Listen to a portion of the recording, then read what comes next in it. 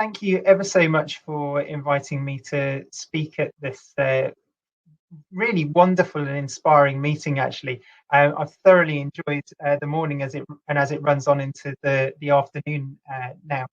I'm Aubrey Cunnington. I work in paediatric infectious disease at Imperial College, and in the next 10 minutes, I want to try to convince you that recent advances in digital diagnostic technology have created a really exciting opportunity to transform the future diagnostic ecosystem in Africa. And rather than African countries and health systems having to emulate the traditional diagnostic laboratory models that we see in the global north, there is the potential to pioneer new models of healthcare designed around digital diagnostics. I'm presenting this vision on behalf of the Digital Diagnostics for Africa network, and this is a collection of experts from really diverse backgrounds with a common goal to bring together the transformative potential of digital diagnostics to Africa. We have 60 members from 15 organizations in 11 countries and represent academia, governmental organizations, not-for-profit organizations, and the commercial sector. We're supported by the UK's Global Challenge Research Fund, and they are supporting us specifically to focus on Africa, although I hope you'll appreciate lots of the messages might apply elsewhere at the moment as well. And I'm really delighted that actually there are 8 other members of this network presenting today who are going to cover specific details of the potential of digital diagnostics. But I'm going to try and give you a big picture overview in this talk.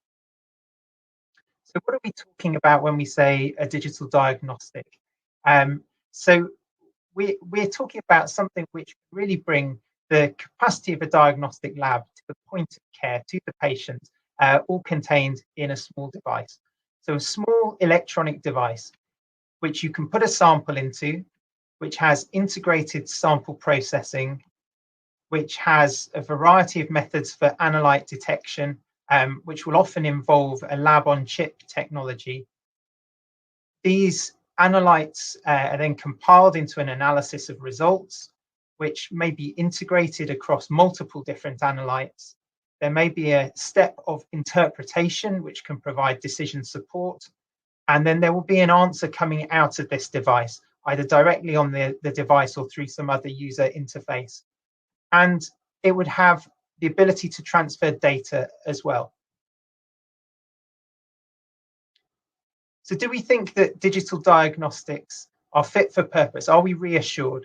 You're probably all aware that there are WHO assured criteria, which were established back in about 2003 to really specify characteristics that new diagnostics should have to make sure that they really could be applied in resource poor environments. And the first of these is affordability. And obviously, when I show you a picture that looks very high tech, a question would be, could this be affordable in an African setting? And we think that it can be, because these devices can incorporate very low cost mass produced electronic components. But I think that will be a topic for discussion later. Sensitivity and specificity are critical.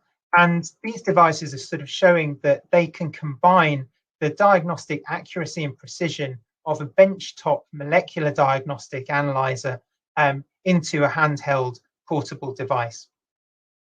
They need to be user-friendly, and there isn't really much more user-friendly than something where you can put a sample in the top, you wait a little while, and an answer comes out onto the top of the device as well.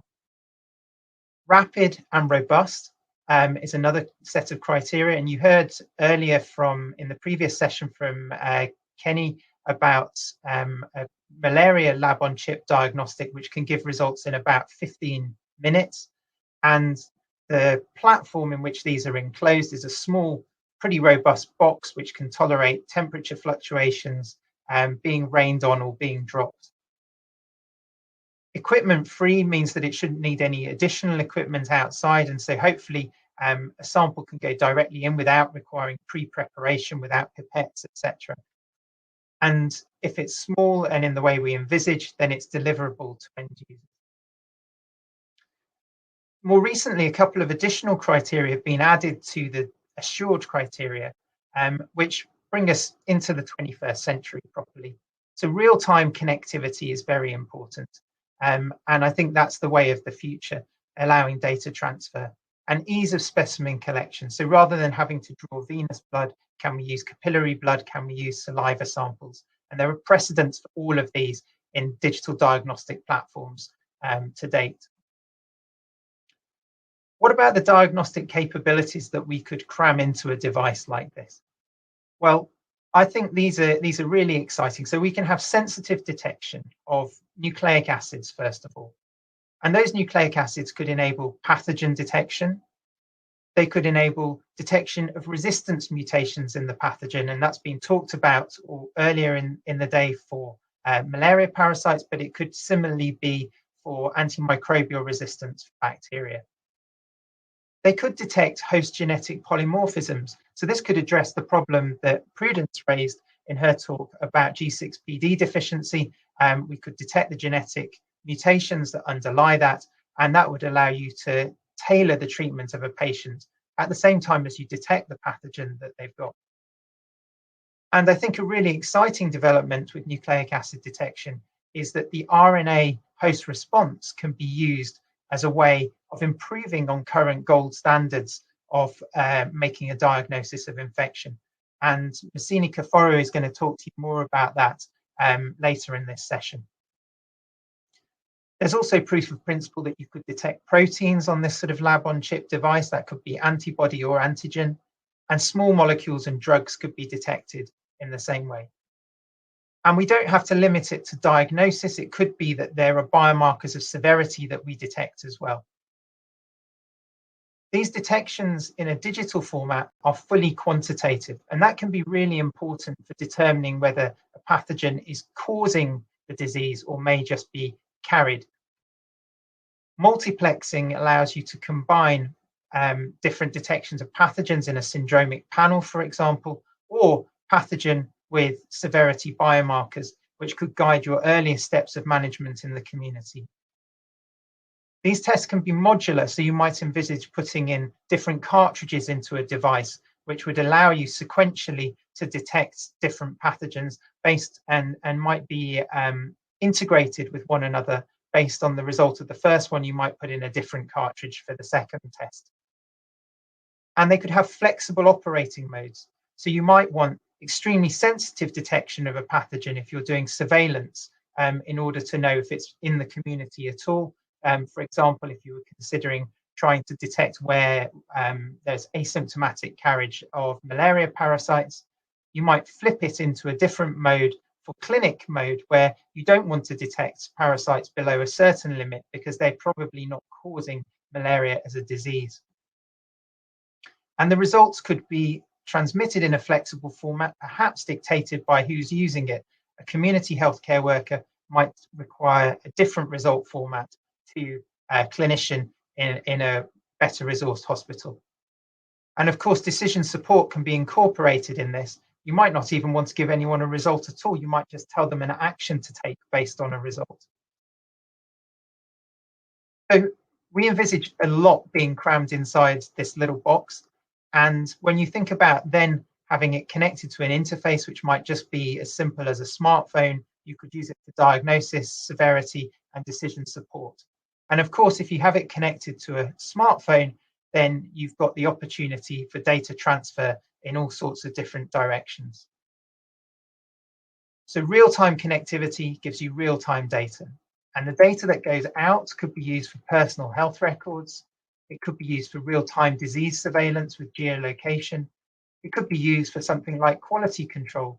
And I think a big advantage could be in controlling logistics of supply and demand. This sounds very mundane, but if you use a diagnostic device, then that's one less you've got in your supply cupboard.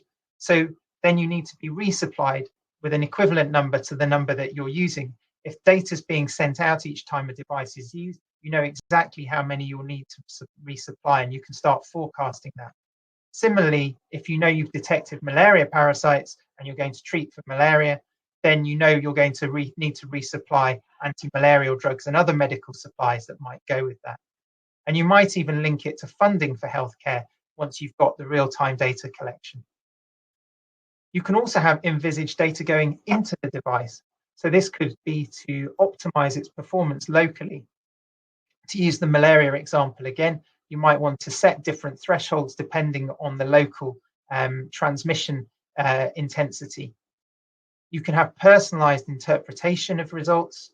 You can have feedback to practitioners who sometimes never know what the final diagnosis was for a patient they've referred on.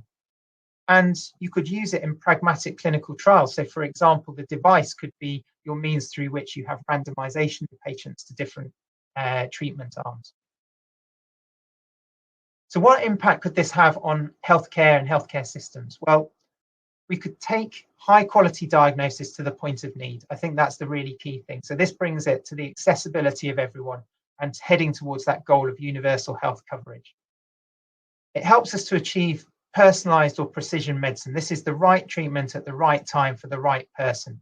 So by using smart combinations of analytes, this could be better for the patient and more cost effective overall for the healthcare system and society. And it allows us to start thinking about data-driven healthcare, where artificial intelligence can be harnessed to contribute to the decisions that are made. So when we compare African healthcare systems and their diagnostic landscapes with highly resourced settings, we often focus on the gaps, such as the lack of diagnostic laboratories and the distance that people have to travel to get a diagnostic test. And we compare that to the ready availability of diagnostics and healthcare in highly resourced settings.